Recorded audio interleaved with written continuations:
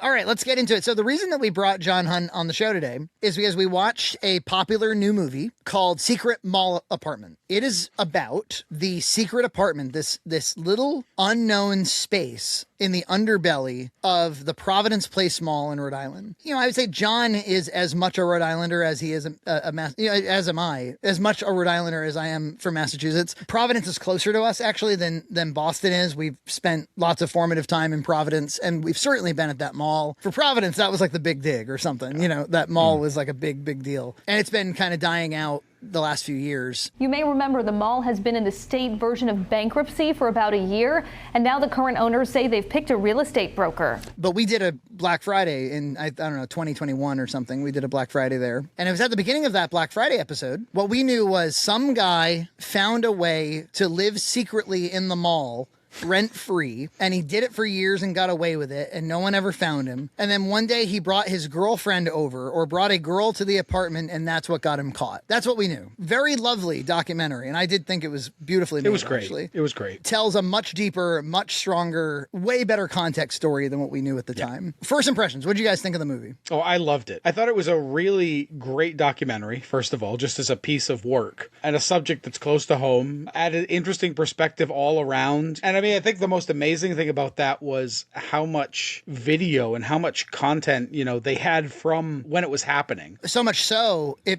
had me wondering, like, how is this documentary only coming out now? It was as though they collected all that footage to make this movie. Here's what we learned from the movie in a nutshell. It wasn't that it was like some trolls, or, I mean, they are a bit trollish, but it's not as though it was some smartass or some homeless guy or something trying to get away with living there. It wasn't really motivated by, like, I need some place to live for free. It was a form of street art. It was some civil disobedience. It was a bit of artistic activism in kind of an incoherent, bizarre, trolly kind of way. These are people who also, they do like tape art. One of them did some like incredibly haunting, like mannequin art underneath like the swampy bridge. So sort of like art that's in real life, right? Yeah, impermanent art that's like kind of meant to not be there forever. Right. It's just to be in the moment that you discover or you don't. And he while he was doing this, the mall thing, he was taping everything. He had like a little, like probably one of the first point and shoot cameras that has video. So he put it in like an Altoids can, and he would just like hold it out sometimes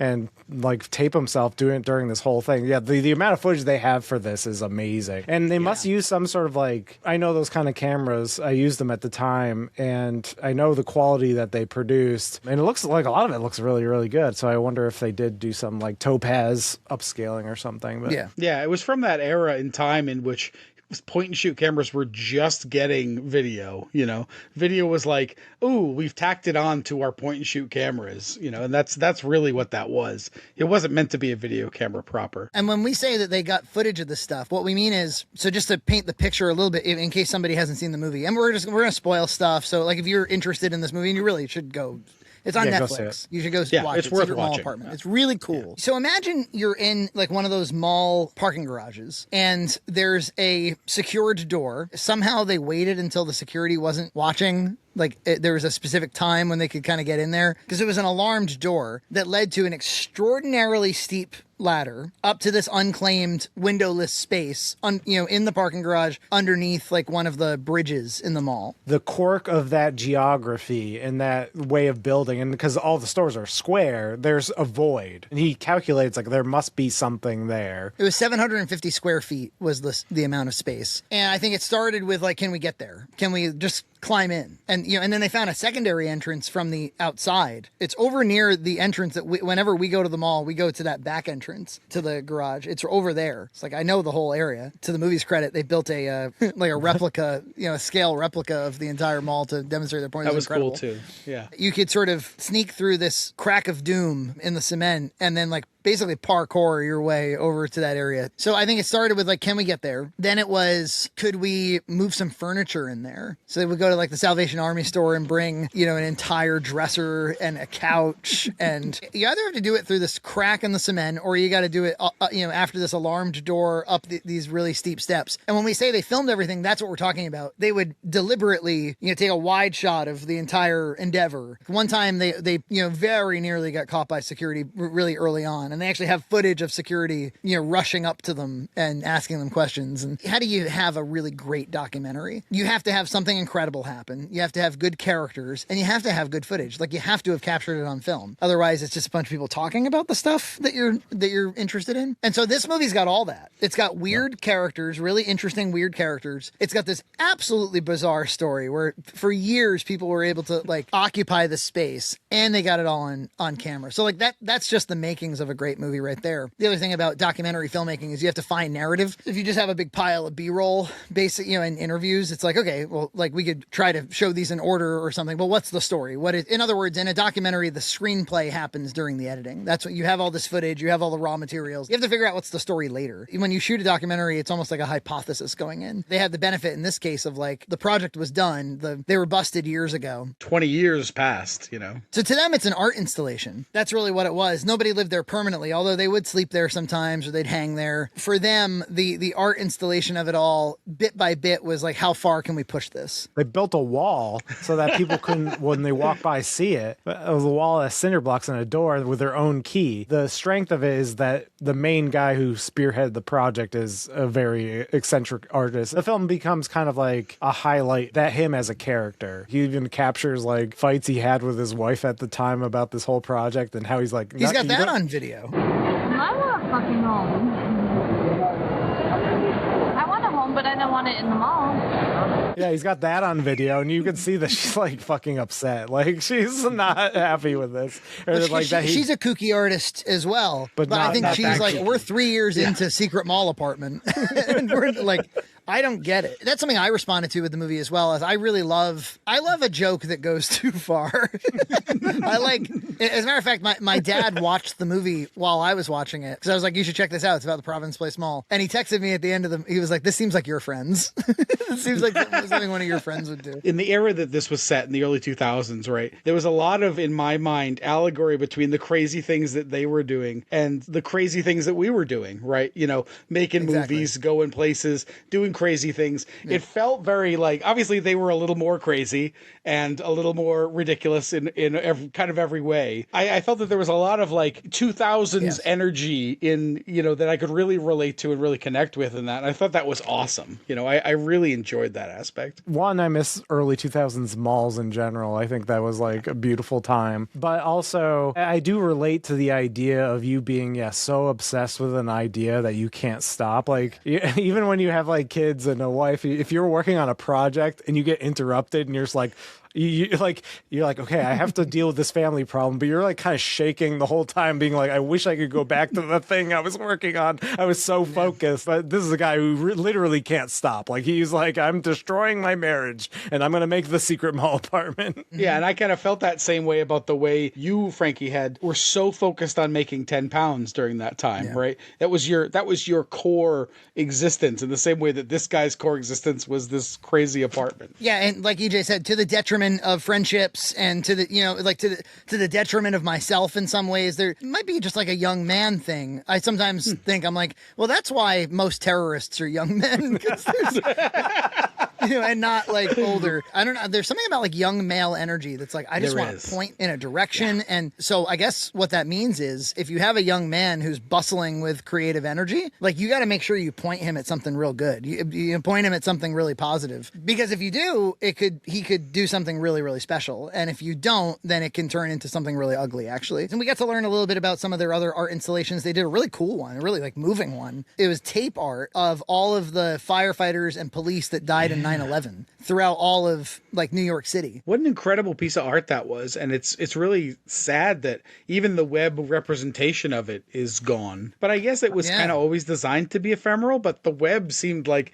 it should have preserved that in some way, Seems like a beautiful project. I think it's like these artists, I think, get a kick out of it. They like that, like, the art happens, and if you're there, you're there, and if you're not, you're not. And you're not. So Gloria watched it with me, and she loved it, first of all. She was, like, real into it. I think it captures her imagination in the way that it captures our imagination, which is, first of all, there's just something cool about a secret room, don't you think? Like, just about a room you can't get to. I don't know. Yeah. Like, in any building structure, just a secret room. I love urban exploration, which is the same kind of idea. You're exploring places that you're not supposed to be in. Right at the end of the movie, they dip into that a little bit and go back to the space where the apartment is, you know, to see that the door is still there, the wall they built is still there. For me, that was such an amazing ending, such an amazing way to cap it off. Like, something remains of everything, you know? When I saw that ending, I was like, oh, you actually have to do that. Like, you'd really fuck over the movie 25 years later, at least go and have him. He's got to come too. It can't just be somebody with B-roll. He's got to go. Yeah. They did that whole thing with the keys, which was lovely too. You know, that was a beautiful, a really nice moment. On the topic of secret rooms, Gloria is pretty hooked into the YouTube algorithm for children. And you know what? Secret rooms is a big thing on like YouTube Kids. I have 24 hours to build the secret room in my elementary school and all the